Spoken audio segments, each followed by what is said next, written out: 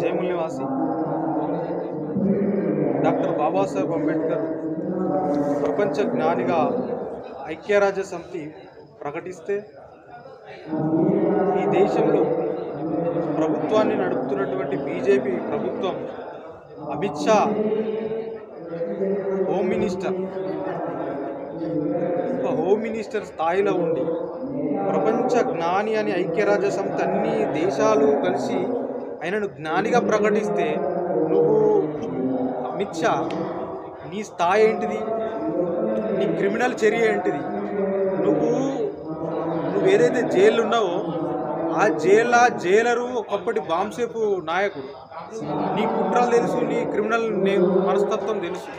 నీ కొడుకుని ఏ విధంగా నువ్వు బీసీసీఐ దాంట్లో పెట్టినావు తెలుసు. మీ కొడుకుని బీసీసీఐ దాంట్లో ఏ విధంగా పెట్టి నువ్వు నడుపుతున్నావు తెలుసు. నువ్వు రికమెండెడే, నీ కొడుకు రికమెండెడే. అంత గొప్ప డాక్టర్ బాబాసాహెబ్ అంబేద్కర్ ఐక్యరాజ్య సమితి గుర్తించిన వ్యక్తిని ఆయన విగ్రహాలు పెట్టుకుంటున్నారు. ఆయన చదువుకునే రూమును అమెరికా ప్రభుత్వం గౌరవంగా ఉంచింది. ఆయన సాహిత్యానికి గౌరవం ఉన్నది. ఆయన జ్ఞానాన్ని అదే సభలో, పార్లమెంటు సభలో గౌరవించిన సందర్భాలు ఉన్నాయి. నీకు ఏ పార్టీ జ్ఞానం ఉన్నది? మతతత్వాన్ని రేపడము, కులతత్వాన్ని రేపడము, సమాజంలో విధ్వంసాలు రేపడం నీ క్యారెక్టర్.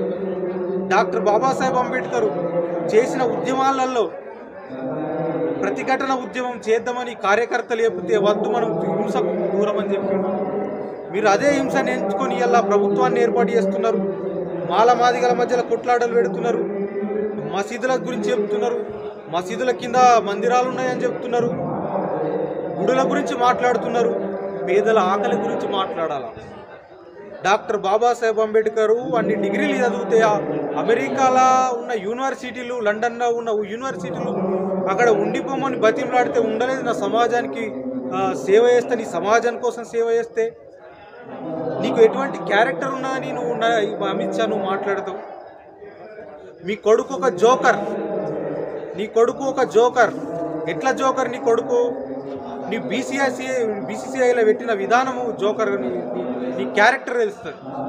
అంబేద్కర్ కొడుకు మరి ఏం పదవి ఇచ్చిపోయాడు?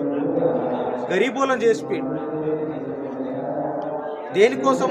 నా సమాజము, ఆత్మగౌరవమైన సమాజం నిర్మించడం కోసం తన జీవితాన్ని, తన భార్యను త్యాగం చేసినటువంటి మహనీయుడు.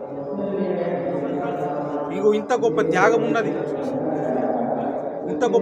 ఉన్నది. ఆయన దేని నమ్మిండు? శాంతిని, బుద్ధుడి మార్గాన్ని నమ్మిండు. మీరే మార్గాన్ని నమ్మిండు? హింస మార్గాన్ని నమ్మిండు. ఇలా చట్టం ప్రకారం, భారత రాజ్యాంగం ప్రకారం ఒక మహనీయుడు అంటే ఎవరు? ఒక సమాజం ఆదరించే వ్యక్తి. చట్టబద్ధంగా ఒక సమాజం ఆదరించే మనిషిని అవమానించడం అనేది చట్టరీత్యా నేరం.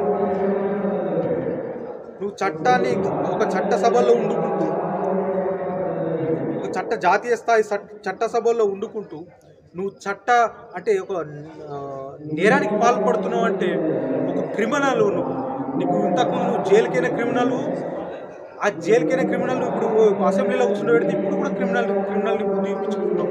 అమిత్ షా, నువ్వు రాజీనామా చేసేదాకా ఈ ఎస్సీ, ఎస్టీ, బీసీ, మైనార్టీ, దేశంలో ఉన్న కమ్మ, రెడ్డి, వెల్మి, అంబేద్కర్ వాదులు మొత్తం నీకు వ్యతిరేకంగా పోరాటానికి నువ్వు దిగిపోయేదాకా నీ దేశంలో నీకు తలకాయ లేని విగ్రహాలు పెట్టాలని,